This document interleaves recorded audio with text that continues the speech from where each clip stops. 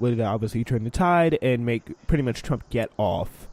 But I mean, maybe hopefully the public pressure would be enough where he feels obligated to do the right thing on that front. But we've heard a lot about the indictment claim that Rudy Giuliani's done this claim. A lot of times Trump lawyers have kind of done this claim that he can't be indicted, the sitting president can't be indicted. I mean, does that fall under another thing where it's kind of a legal gray area, or is that just basically untrue? It's another legal gray area, but I think that the side that he can't be indicted probably has stronger force to it. That's just a feeling I've gotten from watching a lot of news and hearing a lot of pundits. But it's still not completely settled. I think Special Counselor Starr in the Clinton investigation argued that a sitting president could be indicted because he wanted to indict Clinton. But it still remains an area that isn't quite settled in the law. The third thing I was trying to remember before when I got stuck was that the letter claims that the president cannot obstruct justice. It's in other words, his powers are such that the Constitution lets him do whatever he wants to federal investigations because he's the head of the federal government. So he can fire Comey, he can end the FBI investigation against his campaign, he can do whatever he wants, and it's within his constitutional power, and it cannot be an obstruction of justice on its face. That's what they're arguing. Yeah, all right, so that seems to be like something that needs to be decided pretty fast, because you're going to have a lot of problems down the road, and my thinking is if you just kind of sit by and fester while they're making all these claims here. So, yeah, Jack Goldsmith, a Harvard Law School professor who oversaw the Justice Department Office of Legal Counsel during the Bush administration, says, "We don't know what the law is on the intersection between obstruction statutes and the president exercising his constitutional power to supervise an investigation in the Justice Department. It's an open question," he says. But, I mean, there should be some rules on whether it's an investigation into him. Like, if there's that kind of situation, then we just don't know. It's very much up for debate here. So, hand delivered to the special counsel's office in January and written by two of the president's lawyers at the time, John Dowd and Jay Sekulow, the letter offers a rare glimpse into the one side of the high-stakes negotiations over a presidential interview. Though it was written in defense of the president, the letter recalls the tangled drama of early 2017 as the new administration dealt with the Russia investigation. It also serves as a reminder that in weighing an obstruction case, Mueller is reviewing actions, conversations, and involving senior White House officials, including the president, VP, and the White House counsel, into his decision. So, before we take a quick break here, just do want to ask you, where do you see the Russia investigation going from here? What's Mueller doing? What are some of the more important dates to look forward to in the future? Well, I don't know that you can put dates on anything, but yeah. the midterm election is looming, and I know the Trump administration has already put out concerns that if Mueller is going to do something, do it sooner rather than later, or at least wait until after the midterms before he starts issuing subpoenas or more indictments and things like that. But I actually don't think that Mueller cares about the calendar, and he shouldn't. I mean, the Justice Department should be separate from politics. I mean, this is the kind of thing that Comey got in trouble for. He started making decisions because he was concerned about how it would look politically, and it just got him in more trouble later on. So yeah. you can't win.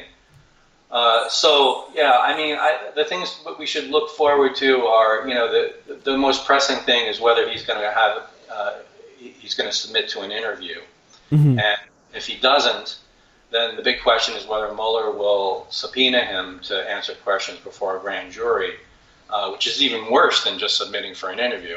And this is what the threat was against President Clinton, and he backed down before that subpoena was issued, and he agreed to an interview. I suspect that's going to be what's going to happen here.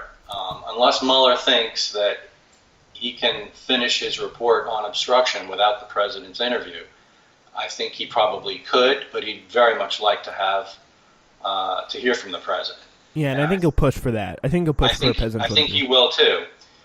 So I think there'll be some kind of a showdown, and I think the president will back off. I don't think he wants to appear before a grand jury. So then they'll go back to the negotiating table and work out some kind of interview. And for example, what Clinton did was that he had the interview was over telephone, so that he wouldn't have to leave the White House. He wouldn't have to face the cameras, entering a courtroom. That kind of embarrassment. It was like CCTV, I think, right? Excuse me? It was like CCTV that was like wired in through the courthouse.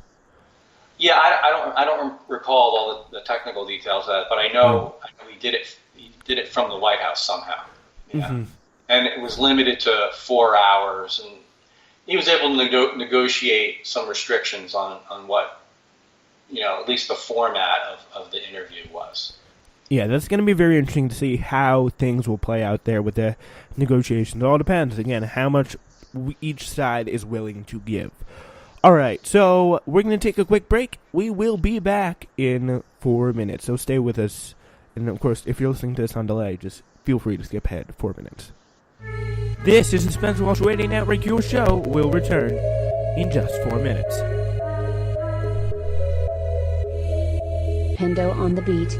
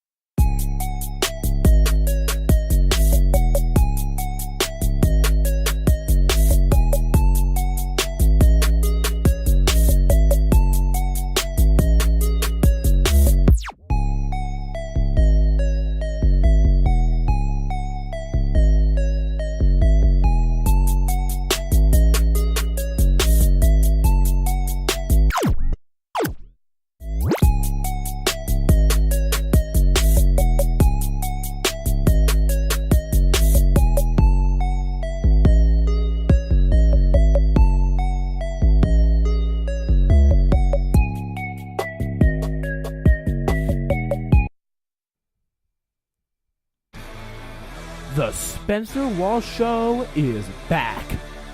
Join us June 8th at 8 p.m. for 15 new episodes of SWRN's flagship podcast, dedicated to discussing the most important news of the day with the best music in between. The Spencer Walsh Show, with 15 new episodes beginning June 8th at 8 p.m. on SWRN, is the most me podcast there is, ladies and gentlemen.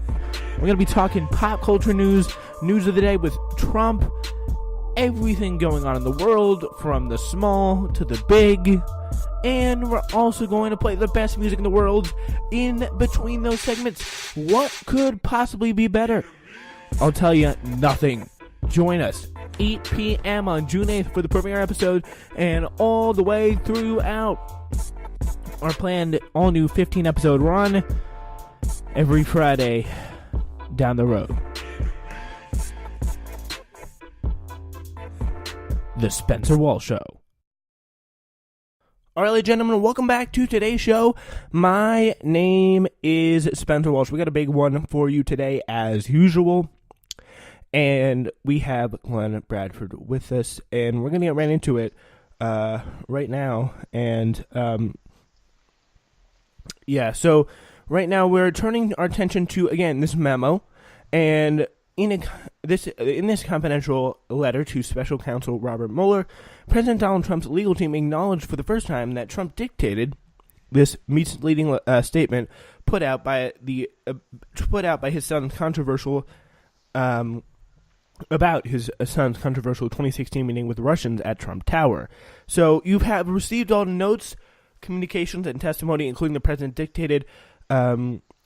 president dictated a short but accurate response to the New York Times article on behalf of his son, Donald Trump Jr. The letter said, according to the New York Times, which published a copy of it, his son then followed up by making a full public disclosure regarding the meeting, including his public testimony that there was nothing to the meeting and certainly no evidence of collusion, except for the fact that there was. And it looked worse for him because he was like, I want to collude so badly. But the point is, what is the significance of this revelation that Trump lawyers say he dictated this letter, Trump did, about the Trump Tower meeting?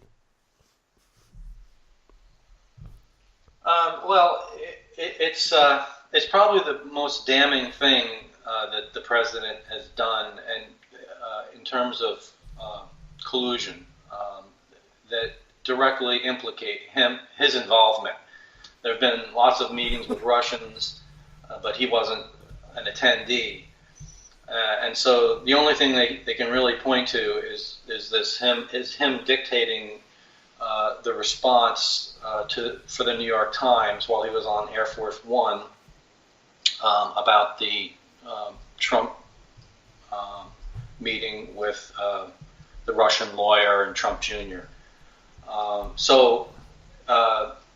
I think it's a linchpin in this investigation, and the fact that his lawyers are admitting that he did draft that statement that said that the meeting was primarily to discuss abortions, adoptions, is an important admission. Although I think at this point they probably had to admit it because there were enough people on that plane who have already been interviewed by special counsel, and they probably told the truth.